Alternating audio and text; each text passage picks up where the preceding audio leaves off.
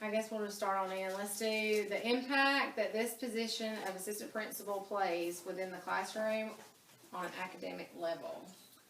Do you want me to talk about Title I side of it too? You can. Or just AP side? Just, Alright. I guess both. As far as the assistant principal side goes, we make sure that all the curriculum is lined up to the Common Core standards, make sure everything's aligned. We make sure that we have resources available for all of our RTI, our Tier 2 and Tier 3. And then as a Title I facilitator, I have extra money that I can use to bring more resources in to help those students coming out of poverty and without a very experienced background. So we can provide more experiences for them. Okay. So I think we can fulfill more needs of teachers through Title I, since we're a Title I school. So how,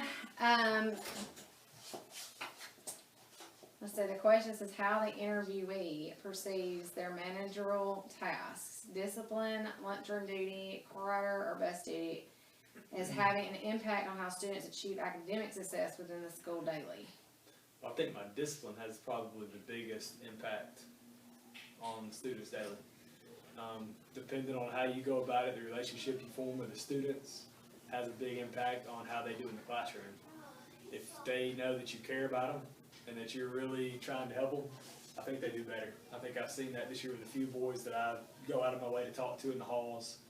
When I see them, I think that because of that, they're looking to, I don't know, make me proud of them. And they want to please me. And then bus and discipline are two of the things that keep me the busiest. And then also books, trying to make sure teachers have books. And then I have to keep that inventory because our school is responsible for books. And if they go missing, we have to pay for it. That comes out of our budget, and that's resources. And then also I'm over maintenance, so keeping the school clean and safe for kids, make sure nothing's dangerous.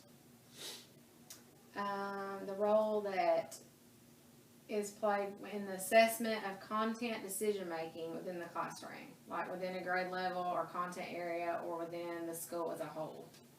How does assessment content, I guess, drive decision making? Well, we're looking, with the budget, we only have room for so much stuff. So we're looking at cutting some things possibly that teachers aren't using. We've been asking teachers this year what they use and what they feel like they need that we currently have, and what we can cut so that we can bring in some new stuff. VMath is one thing that we're bringing in that's new. We're also looking at some more data management, so with Ames Web. So whenever you do decide on new things, you have to cut something out. So we have to assess constantly how effective we think it is. And you have to work well with your teachers. They have to feel comfortable telling you and being honest with what's not working and what is working. So just relationships with teachers too, and like open communication. That way they feel like they can be honest with you. How well do you work how you work collaboratively with the principal to achieve the vision and mission of the school and the role of the assistant principal in developing the school's continuous improvement plan? Well, I haven't done a lot with the continuous improvement plan this year. I did some with technology at the beginning of the year. Since I just came in this year, I didn't do a whole lot with it. A lot of it was already set in place. But as a Title I facilitator, whenever I make purchases through Title I, I have to fill out a questionnaire, and I have to talk about how it's aligned in helping us reach our goals in our continuous improvement plan. As far as working with the principal, me and Ms. Chandler actually had the same personality type whenever we did the personality test.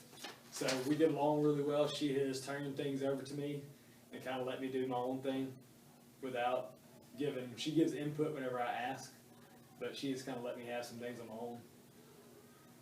So that's been helpful. And I feel like I can go to her and talk to her, so that relationship has been really good. Okay, how the role of assistant principal has evolved from when you first entered education as a teacher? Well, as a teacher, whenever I started in education, it was viewed as a disciplinarian and did pretty much everything that the principal didn't want to do or didn't feel like their strengths were. But now, even though my big focus is discipline and safety, they're changing. They want us to say that our role is instructional leader and safety coordinator. And so they want us to focus on being an instructional leader with the teachers and in the classroom and being a resource and trying to find new resources for teachers to use. So they're trying to get away from our primary role being discipline and buses and books into really looking at instruction and what we have for teachers to use. Okay. What changes that do you see that are needed to be made theoretically and practically in order so that the assistant principal, you can have a greater impact on positive student achievement? What changes? You've kind of already answered that, I guess, with the kids and the communication and relationships with them. Yeah, that's relationships with parents and kids is the biggest thing. If they know that you have their best interest and you're really looking out for them and trying to get them to improve, they'll work a lot harder for you, work a lot harder in the classroom, trying to make sure they please you. What aspects are needed to improve upon in order to make this position more instructionally based? What do you mean by? I wonder what it means by aspects. I mean, what? Maybe the changes in not so much the old role of an assistant principal, but the new one. I'll tell you, it's hard for me to find time to get in classrooms to observe. Okay. It's hard for me to find time to do that. I try to. Whenever there's a discipline, I try to, instead of telling y'all to send them to me, I try to go get them. And on my way to class, I try to talk to teachers and peek in classrooms on my way down the hall so that at least I'm visible in the hallways. And then I always try to walk the students back.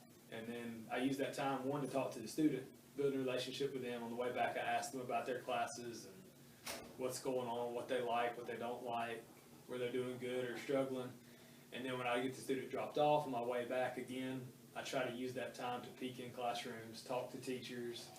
And so time to get in the classroom to observe teachers is hard to find. Okay. Well, that's it.